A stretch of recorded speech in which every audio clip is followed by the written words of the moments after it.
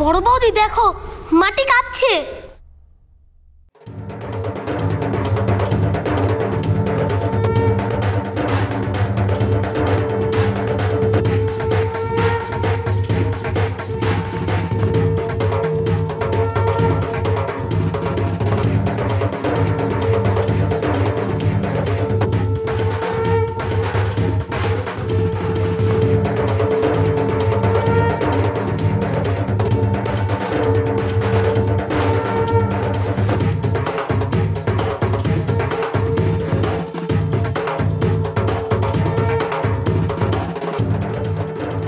দেখুন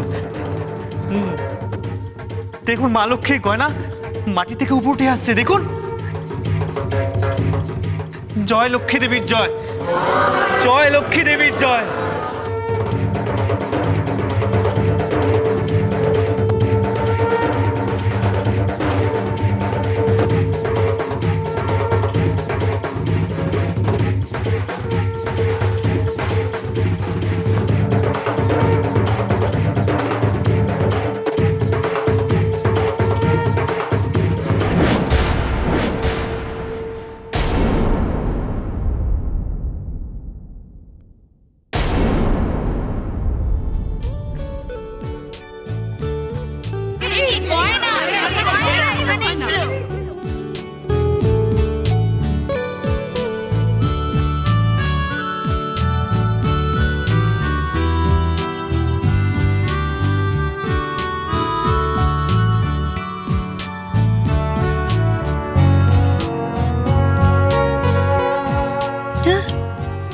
এখানে কি করে চলে এলো?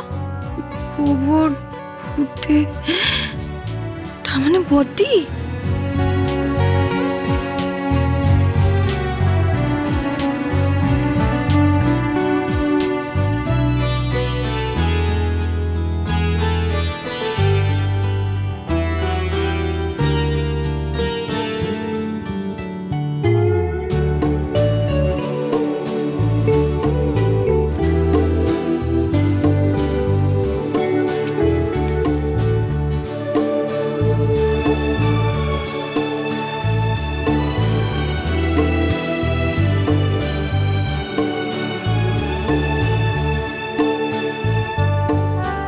দেখুন, আপনারা দেখুন, আমার মা এই গয়নাগুলো মূর্তি থেকে নেয়নি। আমার মা চোর নয়, আমাদের পরিবারে কেউ চোর নয়। দেখুন গয়নাগুলো এখানেই আছে, দেখুন আমার মা চোর নয়। মেয়েটা তার মানে সত্যি কথাই বলেছে, ওরা তো চুরি করে। ওরা চুরি করেনি। আরে এত বছর ধরে দেখছি, ঘোষগিন্নিকে কখনো দেখিনি এইরকম। ও স্বামীজি তার মানে আসল চোর। এই চোর স্বামীজি আমাদের ঠকিয়েছে। হ্যাঁ, ইনি ঠকিয়েছেন আমাদের। সব মিথ্যে।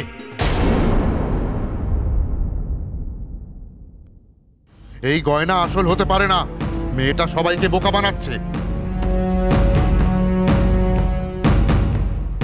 কেন আসল গয়না নয়? আপনারা সবাই দেখুন, সেদিন এই গয়নাই মায়ের লক্ষ্মীর গায়ে ছিল কিনা।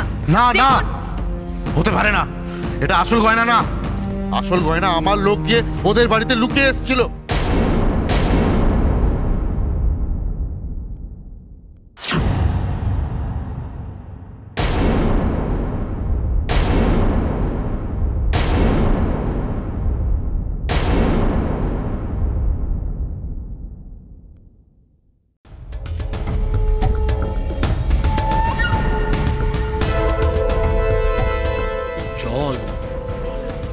আপনি বাঁচলে বাপের নাম।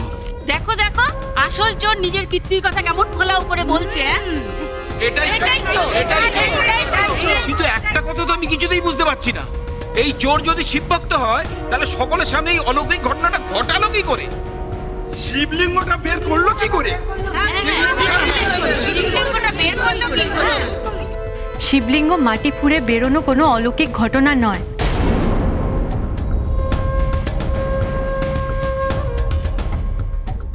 ঠিক যেভাবে একটু আগে মা লক্ষ্মীর গয়না মাটি ফুঁড়ে বেরোলো, সেইভাবেই শিবলিঙ্গ বেরিয়েছিল।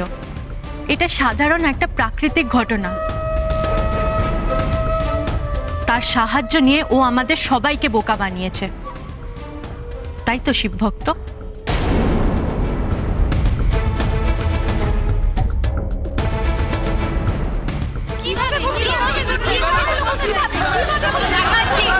দেখাচ্ছি কিসের শক্তিতে সেদিন শিবলিঙ্গ বেরিয়েছিল।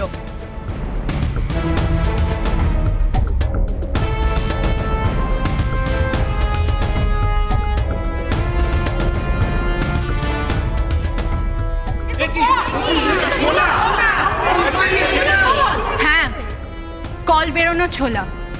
শিবলিঙ্গের ঘটনার আগের দিন শিবভক্ত আর তার চেলারা শিবলিঙ্গর ওজনের 2 গুণ বেশি ওজনের ছোলা ভিজিয়ে এই মাটির ভেতরে রেখেছিল।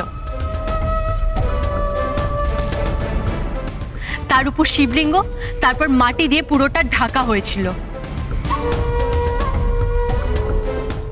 পরের দিন শিবভক্ত আর তার চেলারা এই মাঠে আসে।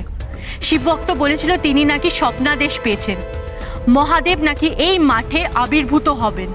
আপনারা সবাই মনে করুন, সেদিন এখানে পুজোর নাটক করা হয়েছিল, বারবার মাটিতে জল ঢালা হয়েছিল। ওই দ্বিগুণ ওজনের ছোলা শিবলিঙ্গকে নিচ থেকে ধাক্কা দিয়ে মাটির উপরে তুলে দিয়েছিল।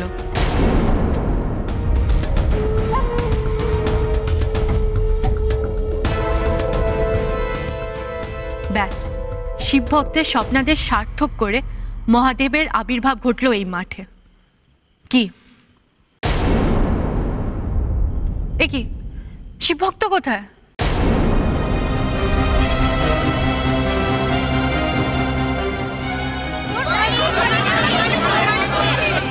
তার চেলারাও তো কেউ নেই এখানে।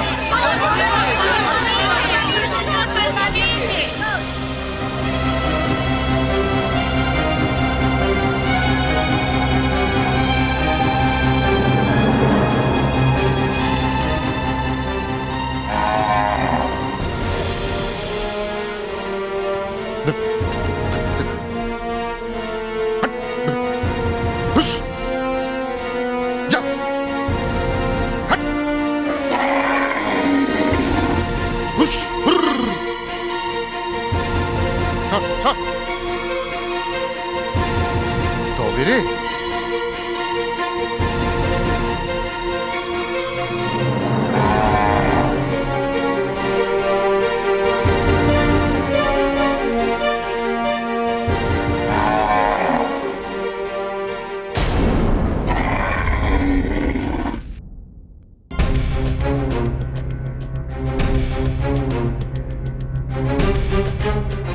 ছি ছি ছি ছি, মা ভগবতীকে বাস দিয়ে মারছে শিবভক্ত।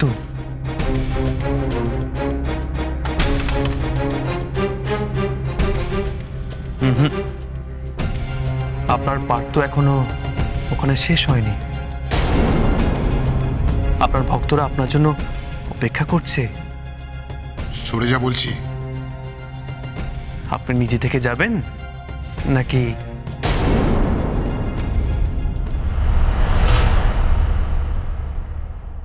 খেলার তো এখনো মাঝপথ।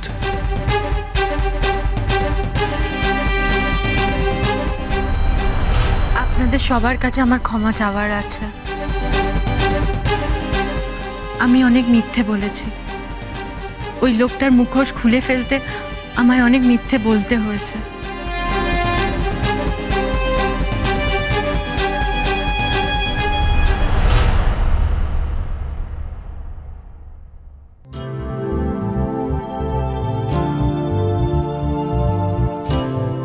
না, মা লক্ষ্মী আমায় স্বপ্নাদেশ দেননি। তার কোনো দৈববাণী আমি শুনিনি। এমনকি নারকেল ফেটে যাওয়ার মধ্যেও কোনো ইঙ্গিত ছিল না।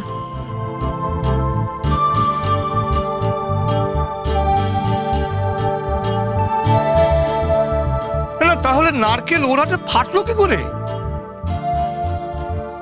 ওটা কোনো অলৌকিক ঘটনা নয়।